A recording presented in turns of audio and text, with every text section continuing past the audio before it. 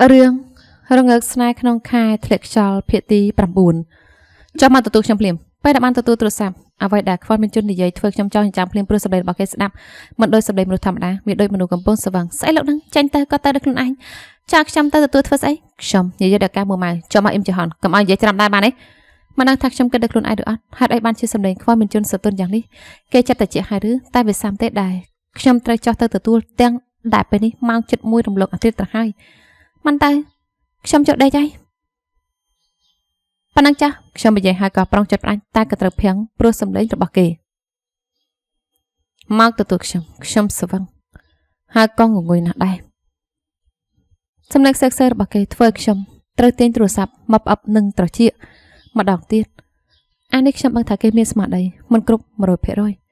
អាម៉ាស៊ីននេះផឹកស្រាតែមានសមត្ថភាពទេមកខ្ញុំបានមិនក៏ចាំបាច់ឲ្យខ្ញុំទៅជួយអានេះខ្ញុំមិនដឹងហេចាខ្ញុំទៅទទួលទេនៅចន្ទទី2តុកមកប្រាប់លំអិតបែបនេះខ្ញុំប្រហែលជាត្រូវទៅទទួលគេតតបានហើយងាប់ហើយខ្ញុំគិតថាគេត្រឡប់ទៅវិញហើយមិនចឹងក៏ទៅកន្លែងណាមួយដែរតែមានពីកាលបាយជាសង្ងំនៅតុកបាចន្ទទី2នៅខុនដូរបស់ខ្ញុំមានបាសសម្រាប់ភ្ញៀវដែលស្នាក់នៅទីនេះបម្រើភេសជ្ជៈដូចជាពពួកអាកុលពេញ24ម៉ោងមិនស្មានថាគេទៅសង្ងំនៅទីនោះបន្ទាប់ពីចេញពីបន្ទប់ទោះចម្លើយចិត្តមិនតិចទេតែដែលអាម៉ាស៊ីននោះមិនបានទៅណាប៉ុន្តែខ្ញុំក៏ត្រូវចុះទៅទទួលព្រោះមួយមកពីត្រាំធុញត្រាន់នឹងខ្លួនឯងមិនបានហើយឈឺហើយមិនចេះចាំគឺត្រាំបែបនេះបន្តទៅអ៊ីមជីហនចុងក្រោយខ្ញុំក៏ត្រូវចុះទៅទទួលខ្វល់មានជនទាំងដែលវាមិនចាំបាច់ដែលខ្ញុំត្រូវធ្វើបែបនេះតែមិនដឹងហេតុអីបានជាខ្ញុំនៅតែធ្វើខ្ញុំបានចុះទៅទាំងស្លីឈុតដែរប៉ុន្តែខ្ញុំបានយកអាខ្លុំមកពាក់ពីលើទៅវាមើលទៅមិនគួរស្អប់ខណៈដែលខ្ញុំដើរមកដល់ក៏រកមើលខ្វល់មានជនភ្លាមហើយក៏ជប៉ុបភ្លេងនឹងប្រុសរៀងខ្ពស់ដែលមានស្លៀកសម្លៀកបំពាក់គ្មានរបៀបអានៅក្រៅខោកំពុងអង្គុយផឹកនៅតុបាស្រាក្រឡុកហើយប្រាប់ថាសវឹងមិនក៏ម៉ាស៊ីននេះព្រមឈប់ផឹកខ្ញុំបានតែខ្លួនឯងចោះមកក្នុងសភាពបែបនេះធ្វើអ្នកនឹងម្ដងនេះងាកមកមើលគឺទីនេះមិនខុសអីពីហាងស្រាគ្រាន់តែអាប់ក្រេតបន្តិចដែលសារនៅក្នុងខុនដូប្រណិតទំនើបនិងជាសេវាកម្មបន្ថែមរបស់ខុនដូឈប់ផឹកបានហើយនៅខ្ញុំសួរដល់ការមិនពេញចិត្តបន្តពីដើរទៅអង្គុយក្បែរដែលធ្វើឲ្យបានហាន់ដឺស្រីឈរទៅមុខអាម៉ាស៊ីននោះងាកមកមើលខ្ញុំព្រមនឹងធ្វើមុខស្ញូញខ្ញុំយល់បណ្ឌិតអតីមើលមកនឹងគិតថាខ្ញុំជាគូស្នេហ៍ដែលមកតាមសង្សាររបស់ខ្លួនទៅបន្ទប់មិនមែនថាខ្ញុំមិនខ្មាស់តែវាមានចម្រើសដែរទេខ្វល់មានជនងាកមកមើលខ្ញុំដោយទឹកមុខរាបស្មើហើយក៏មិនបាននិយាយអីបន្តគេដកសាភ្នែកចេញពីខ្ញុំហាក់ដូចខ្ញុំគ្រាន់តែជាអាកាសធាតុគ្មានរូបរាងអាកັບកេចារបស់គេធ្វើខ្ញុំចោលចចាំដល់មិនដឹងខ្លួនស្អីប្រុសម្នាក់នេះនឹងហាក់ខ្ញុំមកដើម្បីធ្វើបែបនេះឬចង់យ៉ាងម៉េចចង់នៅទីនេះមែនទេខ្ញុំមកបានទៅវិញខ្ញុំនិយាយដល់ការមួយធ្វើឲ្យបានហាន់ដឺស្រីត្រូវចាញ់ទៅកន្លែងផ្សេងព្រោះវាមើលទៅមិនសូវល្អនឹងត្រូវរសាមេជាតិដោយសារស្ថានភាពពេលនេះខ្ញុំមិនខ្វល់មានជនត្រូវការពេលវេលាផ្ទាស់ខ្លួនមិនក៏ក្រោយចុះមកម្លេះទីបំផុតគេក៏និយាយតែសម្លេងនៅតែរៀបស្មើដោយទម្លាប់ថែមទាំងមិនព្រមងាកមកមើលមកខ្ញុំទៀតផងអាម៉ាស៊ីននេះមិនពេញចិត្តឲ្យខ្ញុំក្រោយចុះមកនេះអូខ្ញុំព្រមទទួលស្គាល់ថាខ្ញុំត្រូវការសមាជិកយូគូសំថាចុះមកឬអត់តែចុងក្រោយខ្ញុំក៏ចុះមកមិនមែនឬគេចង់ល្ងីល្ងើស្អីណាស់ណាចុះមកហើយតាហើយតែឬមិនតែលោកមើលការតែងខ្លួនរបស់ខ្ញុំផងខ្វល់មានជនខ្ញុំខ្មាស់គេហើយខ្ញុំនិយាយដល់សម្លេងរៀងខ្សោយធ្វើគេងាកមកមើលហើយខ្ញុំក៏បានឃើញទឹកមុខរបស់គេដែលប្រាប់ថាស្មារតីមិនគ្រប់ 100% ព្រោះមុខក្រហមតែមិនដឹងថាហេតុអីបានជានៅស្ងៀមបន្ទាប់ពីខ្ញុំនិយាយចប់ថែមទាំងសម្លឹងមើលទៅអ្នកដទៃដល់ការមិនពេញចិត្តទៀតផងអញ្ចឹងទៅវិញអើពេលដែលងាយក៏ងាយបែបនេះស្អីហ្នឹងព្រោះបន្ទាប់ពីនិយាយចប់គេក៏ស្វាចាប់ដៃរបស់ខ្ញុំព្រមទាំងអូសចាញ់ពីត្រង់នោះភ្លាមថែមទាំងទឹកមុខមានការមិនពេញចិត្តទៀតផងដល់ខ្ញុំក៏មិនដឹងថាព្រោះអ្វីឬមកពីសម្បែរបស់ខ្ញុំបំបាញ់មិញបើបែបនោះមានន័យថាគេហួងហែងគ្មានផ្លូវទេកុំកាត់ប្រេះប្រាក់បែបនេះអ៊ីមជីហនខ្ញុំរវល់តែប្រកែកប៉ណ្ណឹងជាមួយនឹងខ្លួនឯងដល់ថ្នាក់មិនដឹងថាត្រូវអូសចូលមកដល់មុខចន្ទាយន្តទៅហើយខ្ញុំសម្លឹងមើលដៃរបស់មានជនដែលចាប់ដៃរបស់ខ្ញុំចប់កាន់តែមើលមុខខ្ញុំកាន់តែក្តៅខ្ញុំស្អប់ខ្លួនឯងពេលនេះខ្លាំងណាស់ចុះមកមិនក៏មកស្លៀកពេលវិសមរម្យចង់មកបង្ហាញអ្នកណាគេដៀងមើលខ្ញុំដល់ក៏ទៅភ្លេចព្រមទៅស្ដីឲ្យទៀតផងព្រោះចាំងឲ្យតែខ្ញុំឈ្ងោកមើលខ្លួនឯងហើយក៏ពេកមាត់ដល់ការមួយម៉ៅគឺអ្នកណាទេខ្ញុំចង់មកទទួលទាំងដែរងូតទឹកចូលដីទៅហើយថែមទាំងគ្រាន់តែចុះមកខាងក្រោមខុតដូរដែលខ្លួនឯងស្នាក់នៅចាំបាច់ឲ្យតបតែងខ្លួនស្អីណាស់ថ្ងៃក្រោយមិនបាច់ទេឲ្យចុះមកទទួលទេខ្ញុំនឹងបាច់តែងខ្លួនបាត់នេះមកបង្ហាញអ្នកណាខ្ញុំនិយាយដល់សម្លេងស្មាហើយក៏សម្លឹងមើលចន្ទាយន្តប្រាប់តាមត្រង់ចាស់ពេលនេះខ្ញុំមិនចង់មើលមុខខ្វល់មានជនឲ្យមួម៉ៅកាន់តែខ្លាំងដឹងអញ្ចឹងមិនទទួលទូរស័ព្ទរបស់គេហើយឲ្យអាម៉ាស៊ីននេះប្រកាច់ប្រកិនល្អជាងមើលចាស់មានសមត្ថភាពអុកខ្ញុំដើរទៅនេះមកនោះដល់ថ្នាក់នេះហើយនៅឲ្យខ្ញុំចុះមកទទួលទៀតនិយាយដល់រឿងនេះខ្ញុំក៏កាន់តែមួម៉ៅដោយត្រូវបោកយ៉ាងម៉េចក៏មិនដឹងគឺខ្វល់មានជនធ្វើដោយជួយខ្លួនឯងមិនបានដល់ថ្នាក់ខ្ញុំត្រូវអូសសង្ខាចុះមកទទួលតែពេលមកឃើញគ្រប់យ៉ាងបែបនេះវាធ្វើខ្ញុំអត់មួម៉ៅមិនបានបន្តពីនោះចន្ទាយជនក៏បើកមុននឹងគេអូសខ្ញុំចូលទៅដល់កម្លាំងដែរមានធម្មតានោះហើយដែលធ្វើខ្ញុំដឹងថាជាតិស្រាវាបង្ក្រាបប្រុសម្នាក់នេះមិនបាន ទោះមុខរបស់គេមិនសូវធម្មតាតែកម្លាំងមានច្រើនជាងមនុស្សធម្មតាដូចជាខ្ញុំដដែលចាំតែឃ្លាគ្នានៅក្នុងបន្ទប់ខ្ញុំមានពេលឃ្លាជាមួយនាងដល់ព្រឹកបន្ទាប់ពីចូលក្នុងចន្ទាយន្តគេក៏និយាយបែបនេះដែរមិនឃើញមាត់មិនក៏មុននេះព្រោះចន្ទាយន្តវាបាត់ល្មមងាប់ហើយឃ្លាឈួតស្អីគេខ្ញុំមិនឃ្លាស្អីទាំងអស់ខ្ញុំមិនឃ្លាស្អីជាមួយលោកខ្ញុំហត់ចង់ដេកខ្ញុំនិយាយហើយក៏ព្យាយាមបេះដៃដែលច្បាច់កដដៃរបស់ខ្លួនឯងចេញមិនបាច់ដេកថ្ងៃនេះមានបង្ករឿងប្រហែលគិតថាខ្ញុំដោះលេងងាយៗឬគេនិយាយហើយក៏ទាញខ្ញុំទៅចិត្តដែរមិនមាត់មិនកអីទៀតចាំម៉ែខ្ញុំបានតែដកដង្ហើមខឹកខោតតែម្នាក់ឯងងាប់ហើយប្រហែលឃ្លាស្អីរបស់គេទៀតក៏មិនដឹងឆ្លោះគ្នាការលើកមុននៅមិនពេញចិត្តទៀតឬយ៉ាងម៉េចហេតុអីចូលចិត្តរករឿងបបួលខ្ញុំឆ្លោះជារឿយៗក៏មិនដឹងខ្ញុំឈឺខ្ញុំស្រែកបន្តពីត្រូវរុញចូលទៅក្នុងបន្ទប់ឲ្យជ្រមើលត្រង់ស្លងធំ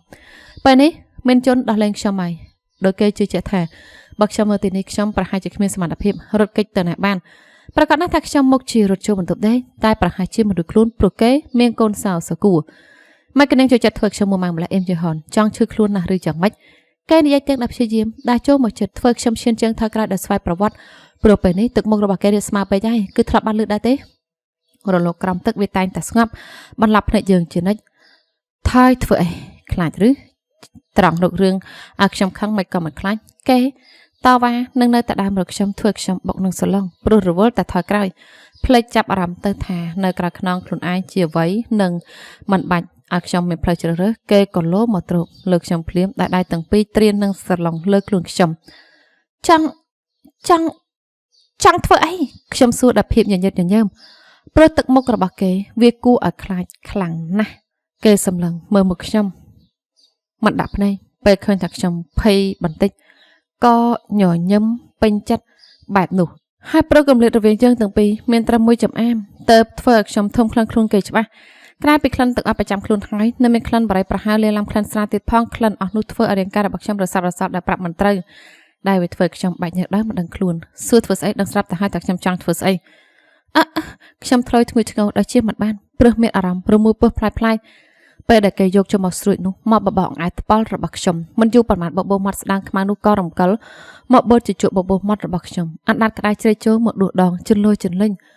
ធ្វើឲ្យខ្ញុំតោះច្រកសម្លេងបឺតជជក់ដែរកាត់ឡើងដោយសារទង្វើរបស់គេវាដូចជាជួលលុបដែលអាចលុបលាងអារម្មណ៍នឹងខុសត្រូវរបស់ខ្ញុំបានល្អរហូតដល់រាងកាយរបស់ខ្ញុំកន្ត្រាក់ដោយឈាមមិនបានពេលដៃធំក្រាស់រំកិលមកក្តាប់ដើមទ្រូងហើយឆ្វេងនឹងច្បាច់ដែលមានអាវខាន់ថ្ងៃនេះនាងធ្វើខុសច្រើនរឿងហើយខ្ញុំមកដាក់ទោសនាងឲ្យភ្ញាក់រលឹកគេនិយាយដែរសេចក្ដីស្អក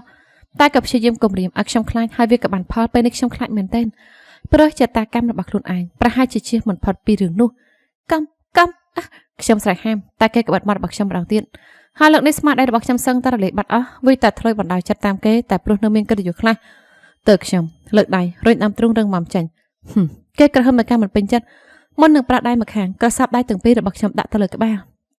ហើយអោនមកជ្រុបនឹងប្រឡោះករបស់ខ្ញុំតាមទំនឹងចិត្តព្រមទាំងខាំម្ដងហើយម្ដងទៀតធ្វើឲ្យវាមានស្នាមចិនកំខ្ញុំស្រែកហាមដល់វិនាទីចុងក្រោយទោះការពិតពេលនេះរាងកាយរបស់ខ្ញុំព្រមពេកកណ្ដាស់ហើយក៏ដោយតែព្រោះអ្វីដែលគេផ្កាប់គុណនោះវាធ្វើរាងកាយរបស់ខ្ញុំបដិសេធមិនបានកំហាមខ្ញុំប្រាប់ឲ្យថាដាក់ទៅនាងគេងើយមុខមកសម្លឹងតែវានៅចិត្តខ្លាំងណាស់ខ្យល់ដង្ហើមរបស់យើងស្រែកដាក់គ្នារហូតដល់ខ្ញុំចង់ងាកមុខចាញ់តែពេលនេះទឹកមុខរបស់គេរាស្មើធ្វើខ្ញុំមិនដឹងថាគេមានអារម្មណ៍យ៉ាងណាឲ្យប្រកាសខឹងមិនពេញចិត្តឬកំពុងចាំងពេលនេះទាំងអស់នេះវាលាយឡំគ្នានៅលើមុខរបស់ប្រុសម្នាក់តែម្នាក់គត់ចង់ដាក់ទៅអីខ្ញុំបានធ្វើអីខុសផងខ្ញុំព្យាយាមប្រកែករហូតដល់វិនាទីចុងក្រោយក៏ខ្ញុំមើលទៅស៊ូមិនឈប់ខ្វល់មានជន់សម្លឹងមើលមុខខ្ញុំមកព្រិចភ្នែកมันបានបង្ហាញអាការៈមិនពេញចិត្តចេញមកមុននឹងញញឹមគួរឲ្យខ្លាចអញ្ចឹងឬអាចារ្យឆ្លាមថាថ្ងៃនេះនាងទៅណាទៅជាមួយណាហើយទៅតាំងពីម៉ោងប្រហែលគេបាញ់សំណួរនោះហើយក៏ធ្វើខ្ញុំភាំងដល់ឆ្នាំមិនដឹងថាតបសំណួរនេះយ៉ាងណាហើយលោកចង់នឹងធ្វើស្អីខ្ញុំរៀបផ្ទះខ្លួនរបស់ខ្ញុំខ្លះមិនបានឬយ៉ាងម៉េចខ្ញុំតបដោយសំឡេងរឹងមិនបានគេតបលឿនដោយព្យុះមុននឹងច្បាច់កកដៃទាំងពីររបស់ខ្ញុំដែលដាក់នៅលើក្បាលតល់តែខ្ញុំឈឺនាងគ្មានសិទ្ធិមានអកបាំងចំពោះខ្ញុំព្រោះពេលនេះនាងជំនឿរបស់ខ្ញុំមិនចូលចិត្តឲ្យមនុស្សដែលស្ថិតនៅក្រោមការមើលថែមានអកបាំងគេតវ៉ាមនុស្សរបស់លោកអញ្ចឹងទេមិនដឹងហេតុអីបានពេលលើកបាត់នេះហើយខ្ញុំគ្មានអារម្មណ៍ល្អអីបន្តិចមនុស្សរបស់គេវាមានន័យយ៉ាងម៉េចពេលនេះខ្ញុំមិនខកអីពីដៃគូលើក្រេរបស់គេដែលគ្រាន់តែជារបស់កំចាយចំណងប៉ុណ្ណោះ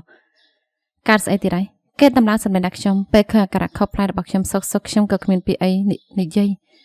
នឹងមិនសូវចង់ងើបមកគេប៉ុន្មានរហូតដល់ដៃធំក្រាស់ដែលសង្កត់ដៃរបស់ខ្ញុំនោះលោកមកច្បាច់ចង្ការរបស់ខ្ញុំខ្លាំងនឹងបង្កប់ឲ្យខ្ញុំងាកមើលមុខគេវាឈឺតែខ្ញុំត្រាំបានព្រោះឈឺជាងនេះខ្ញុំធ្លាប់ជួបរួចទៅហើយចាំងធ្វើអីក៏ធ្វើតែក្នុងពេលដែលខ្ញុំហាមអីលោកក៏មិនស្ដាប់ខ្ញុំខ្ជិលនិយាយខ្ញុំនិយាយបណ្ដាសម្លឹងមើលមុខគេបណ្ដាដោយទឹកមុខរៀបស្មើ សកក្រដាក់ខ្ញុំឬអ៊ីមជីហនកាន់តែខ្លាំងដៃហើយគេនិយាយព្រមទាំងញញឹមត្រជាក់វាធ្វើឲ្យខ្ញុំចង់ងាកមុខចាញ់តែធ្វើទៅក៏គ្មានប្រយោជន៍ចង់ក្រោយក៏ខ្ញុំត្រូវបង្កប់ឲ្យធ្វើតាមចិត្តគេដដែលហើយលោកចង់យ៉ាងម៉េចខ្ញុំសួរតាមត្រង់ចុះខ្ញុំធ្វើអីខុសណាស់ឬតើបានជាលោកធ្វើបែបនេះដាក់ខ្ញុំសួរពីរឿងដែលសង្ស័យព្រមមែនតើខ្ញុំក៏មិនដឹងថាគេខឹងអីណាស់ណាគ្រាន់តែខ្ញុំមិនបានប្រាប់ថានៅឯណាហើយខកណាត់គេប៉ុណ្ណឹងសប្តាហ៍នេះខ្ញុំថាខ្ញុំធ្វើគ្រប់យ៉ាងតាមដែលគេត្រូវការជ្រុលពេកហើយដែលខ្ញុំត្រាំព្រោះខ្ញុំមិនចង់ខ្លាយជារឿងធំតែខ្វល់មិនជន់តែងតែធ្វើរឿងឲ្យវាហួសពីការអត់ធ្មត់របស់ខ្ញុំមិនដឹងថាគេបង្កប់បញ្ជាខ្ញុំស្អីណាស់ណាដែលសួរនេះ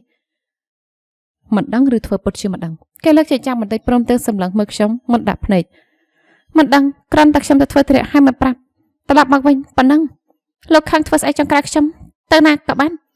យ៉ាងណាក៏ខ្ញុំត្រឡប់មកវិញឲ្យលោកឃើញមុខដដែលហើយយ៉ាងម៉េចនេះលោកនោះមិនយកទៀតទេលោកតំណឹងពេកហាច់ខ្វល់មានចិននេះខ្ញុំកាត់ស្អីហាត់ឯកអង្គុយអធិប្បាយរឿងអស់នេះឲ្យខ្វល់មានចិនស្ដាប់ដែរហើយគេចាប់អារម្មណ៍អ្វីដែលខ្ញុំនិយាយពីការចេះសួរទៅកាត់ថាវាយ៉ាងម៉េចខ្វល់មានចិនសម្លឹងមើលមុខខ្ញុំដែលនិយាយដែរមិនបាននិយាយអីបន្ទាប់ពីនោះគេក៏សម្លឹងមើលខ្ញុំធ្វើឲ្យខ្ញុំទៅទាល់មិនដឹងទេពេលត្រូវការភ្នែកមួយស្រួយនោះសម្លឹងមើលពេលណាខ្ញុំមានអារម្មណ៍ថាខ្លួនឯងនៅមិនសុខដូចខ្ញុំបាត់បង់អីមិនបានបើត្រូវការភ្នែកមួយគូនោះសម្លឹងមើលគ្រប់ពេលវេលាបែបនេះខ្ញុំតំណឹងឲ្យយ៉ាងម៉េចទទួលមិនបានឬអំបញ្ញមិញស្ងៀមធ្វើស្អីខឹងតែខ្ញុំប្រាប់ផានីងជំរឿរបស់ខ្ញុំចឹងឬខ្ញុំបដូរទឹកមុខភ្លាមពេលដែលត្រូវគេចាក់ចំចំណុចរៀងខ្ពស់ធំដែលសង្កត់ខ្ញុំនោះសម្លឹងមើលមុខខ្ញុំថ្មមុននឹងញញឹមចង់មាត់ដោយពេញចិត្តដែលឃើញខ្ញុំខ្វល់ខ្វាយងាប់ហើយហាត់អីបានជាខ្ញុំមិនពេញចិត្តពេលដែលគេនិយាយបែបនេះគ្រាន់តែស្ដាប់ហើយបំភ្លេចចោលទៅវាក៏ចប់មិនមែនឬហាត់អីមកអង្គុយគិតច្រើនព្រោះសម្ដីរបស់គេដែរកុំរវើរវាយបើលោកគិតតែនិយាយបែបនោះក៏ថយចេញទៅខ្ញុំធ្ងន់ហើយក៏ងើយដេកណាស់ដែរខ្ញុំព្យាយាមបដូររឿងព្រមទាំងប្រែខ្លួនទៅមកដើម្បីរឹងគេចេញដោយកម្លាំងកំហែងដ៏តិចតួចតែចុងក្រោយក៏ធ្វើបានត្រឹមត្រូវគេឲ្យចេញឆ្ងាយបន្តិចប៉ុណ្ណោះព្រោះយ៉ាងណាក៏គេមិនព្រមងើបចេញពីខ្លួនខ្ញុំដដែលប្រឹងមករឹងទៅអ៊ីមជីហននេះឲ្យចាប់គេក៏លោមករោគម្ដងទៀតទៅតែរញ្ចេញបានបន្តិចសោះគេក៏សង្កត់ចុងច្រមុះបបោះអង្អាយថ្ពាល់របស់ខ្ញុំតាមទំនើងមុននឹងរំកិលមុខទៅចិត្តត្រជារបស់ខ្ញុំធ្វើឲ្យខ្ញុំព្រឺសម្បល់ដល់ជៀសមិនបានហើយខ្ញុំក៏បាត់បង់ការគ្រប់គ្រងម្ដងទៀតពេលសុកគេក៏ជ្រុកមុខនឹងប្រឡោះកទៅដល់ខ្លាំងមុននឹងដៃចាប់ចង្ការរបស់ខ្ញុំក៏រំកិលទៅអាពោះឬស្មាធ្វើខ្ញុំញាប់ញ័រសັບសាច់បន្ទាប់មកខ្វល់មានជនក៏អូសមុខមករកគល់ទ្រុងគេថើបខ្ញុំដែលមានអាវឃ្លុំស្ដាងបាត់បាំងធ្វើឲ្យខ្ញុំទទួលបានចំហាយក្តៅចេញពីមាត់របស់គេទាំងដៃមកខាងទៀតចាប់កដៃរបស់ខ្ញុំដាក់ទៅលើក្បាលតែវាក៏មិនមែនជាឧបសគ្គសម្រាប់គេរាងកាយរបស់ខ្ញុំញួរទៅត្រឹកតាមសកម្មភាពរបស់ខ្វល់មានជនទោះរាងកាយបដិសេធធ្វើបានត្រឹមត្រូវបំរាស់ដើម្បីឲ្យគេធ្វើអីលំបាកប៉ុណ្ណោះតែខ្វល់មានជនបាយជ្រុញវាចេញបានគេគឺជាខ្លាកំណាយគ្មានថ្ងៃស្កប់ស្កល់ហើយក៏មិនធ្លាប់ស៊ីខ្ញុំឆ្អែតដែរមានអារម្មណ៍ថានាងសាមនឹងការប៉ះពាល់របស់ខ្ញុំហើយមើលទៅយើងដូចជាចូលគ្នាបានល្អពេកហើយបើជារឿងនេះពាក្យផ្លែផ្ការបត់ចេញពីមាត់របស់គេម្ដងទៀតវាធ្វើឲ្យខ្ញុំហៅស្មារតីរបស់ខ្លួនឯងមកវិញបានភ្លាមទោះជាការពិតដែលខ្ញុំមកក្រាស់បណ្ដោយគេធ្វើអីរាងកាយរបស់ខ្លួនឯងមិនចេះស្កប់ស្កល់តែបើខ្ញុំហាមគេស្ដាប់ដែរទេជឿនការរឿងអស់នេះលោកអាចចូលជាមួយគ្រប់គ្នាខ្ញុំនិយាយដល់សំឡេងរៀបស្មើនិងព្យាយាមទប់អារម្មណ៍ខ្លួនឯងមិនឲ្យមើលទៅគួរអនាធមជាងនេះតែខ្វល់មានជនបាយជាសាច់តិចដោយមិនបានញាប់ញ័រចំពោះពាក្យសម្ដីរបស់ខ្ញុំដូចព្រមទទួលយកវាយ៉ាងឯចាំងវាក៏មិនច្បាស់ដែរជួនកាលខ្ញុំអាចចូលចោះតែជាមួយនាងក៏ថាបានគេនិយាយដល់សម្លេងស្មាហើយក៏រំកិលមុខមកចិត្តតតែបបោមាត់របស់យើងប៉ះគ្នាតិចហើយគេក៏ធ្វើឲ្យខ្ញុំសម្លឹងមើលដោយមិនអាចគេខ្សែភ្នែកបានណាស់ហើយចៅអ៊ីមចហនពេលនេះខ្ញុំកំពុងអារម្មណ៍ល្អដូច្នេះហើយនាងកុំចំតោះចាក់ខ្ញុំទៀត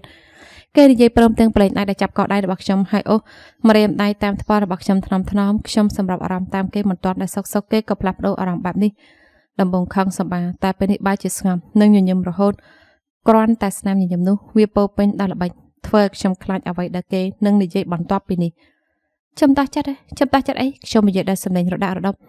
ព្រោះមិនដឹងថាធ្វើមុខយ៉ាងណាពេលដែលត្រូវសម្លឹងដោយទឹកមុខបែបនេះជួនកាលខ្ញុំអាចនឹងឈួតស្លាប់ព្រោះអារម្មណ៍ប្រែប្រួលរបស់គេដំបងហាត់ការថ្ងៃនេះហាមធ្វើទៀតនោះមិនមែនជាសម្លេងតបតរបស់ខ្ញុំតែវាមកពីសុកគេក៏លូកដៃ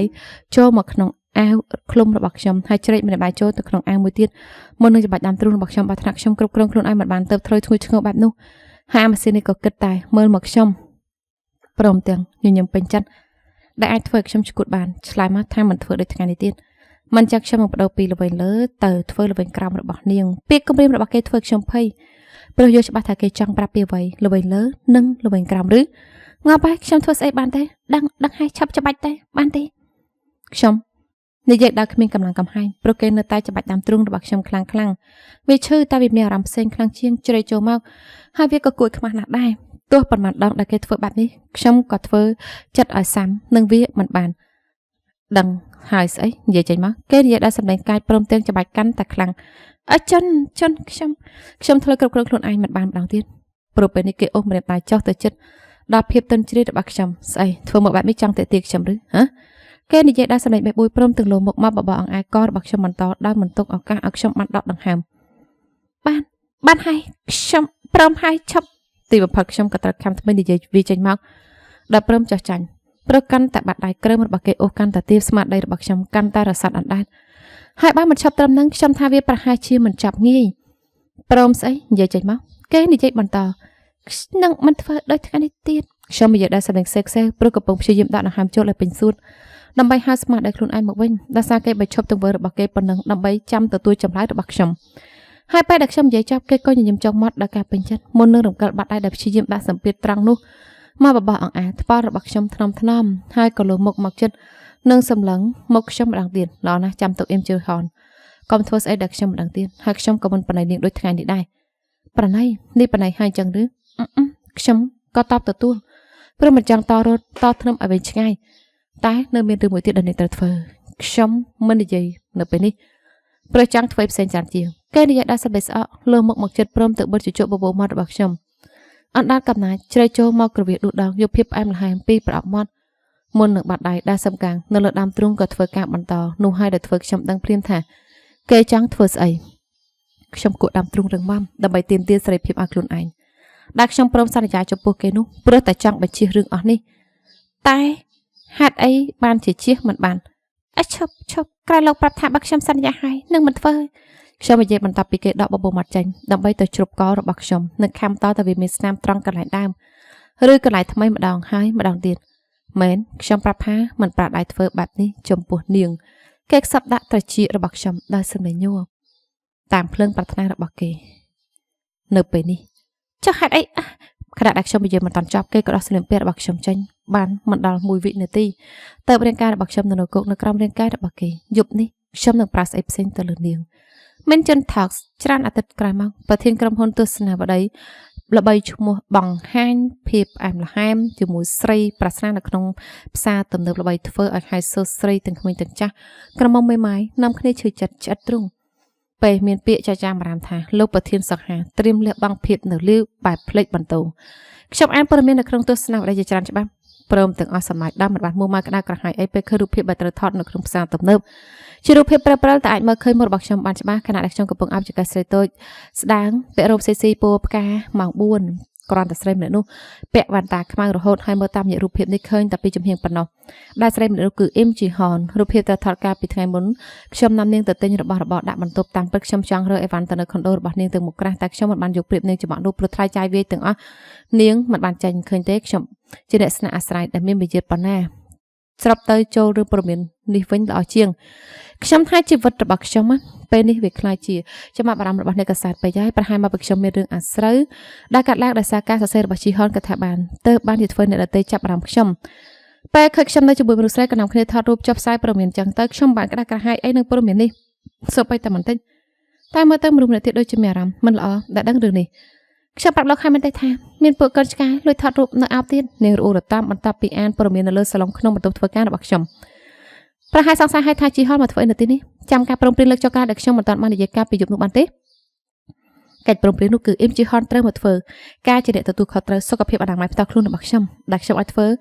ជាអ្នកបោះសម្អាតនៅក្នុងបន្ទប់របស់ខ្ញុំតែមួយប៉ុណ្ណោះហើយមានអ្នកដឹងរឿងនេះមិនប្រហែលអ្នកម្នាក់នៅក្នុងនោះគឺហ៊ូរ៉ាអ៊ីមដំបងរ៉ាអ៊ីមឃើញជីហុនក៏ចាប់បានភ្លាមដោយសារជីហុនធ្លាប់ហាត់ការនៅទីនេះចំនួនជាមួយគ្នារ៉ាអ៊ីមជាមនុស្សដែរមិនចូលចិត្តដេញដោលតើមិនបានសង្ស័យពាក់ព័ន្ធអីនឹងដែលខ្ញុំធ្វើ ដែលពេលនេះមើលទៅនេះដូចខ្លាចជាមិត្តជិតស្និទ្ធរបស់ជីហនទៅហើយព្រោះពេលដែលខ្ញុំធ្វើការมันអាចងាកទៅនិយាយជាមួយនាងបាននាងក៏ដើរចេញទៅរករ៉ាអ៊ីមនៅខាងក្រៅដើម្បីនិយាយគ្នាតាមប្រភេទមនុស្សស្រីចំណែកបុគ្គលិកដទៃទៀតប្រហែលគិតថាជីហនជាសង្សាររបស់ខ្ញុំព្រោះគ្មានបុគ្គលិកបោះសម្អាតអាណាតែខ្លួនស៊ីស៊ីបែបនេះមកធ្វើការហើយជីហនក៏ប្រាប់ប្តូរណាស់ដែរទៅធ្វើឲ្យគ្មានអ្នកណាចាំបានថ្នាក់រ៉ាអ៊ីមទម្រាំតែចាំបានថាអ៊ីមជីហននោះគឺប្រើពេលយូរសំគួរដែលខ្ញុំក៏មិនបានតវ៉ាអីអ្នកណាចង់គិតអីក៏មិនដើរគិតបែបនោះទៅព្រោះបុគ្គលិកនៅក្នុងក្រុមហ៊ុនខ្ញុំភាគច្រើនសត្វតែទុកចិត្តបាននៅគ្មានអ្នកណាយករឿងខ្ញុំទៅនិយាយជជែក